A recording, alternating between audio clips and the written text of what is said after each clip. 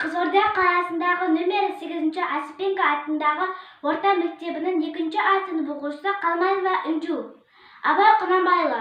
Пайда ойлама аройла, пайда ойлама аройла, талқылар білуге, артық қылып кітапты ерінбей оқып көруге, военный қызмет іздеме, оқалы киім киюге, бос мақтағанға салып бекер көрек көруге, қызмет қылма оязға, жанбай жатып түсінуге, қалай сабыр қаласын, жақсыз күнді сөгуге, өлер сіздің қалаға, тура сөзін айта алмай, қит етуге бата алмай, қорлықпен өшіруге, аз ақшаға жолданып, 15-ке алданып, жол таба алмай жүруге, алыста болса әзептап, карантинға кіруге, талапты үрген нұржабар, жүріп өмір сүруге, я баяға қызмет қыл.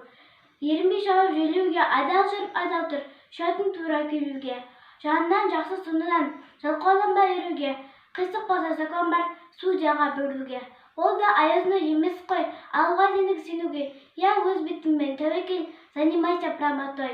Жүрек көрме бек керек, оғандағы мұғандағы, қалайынша қайда енуге.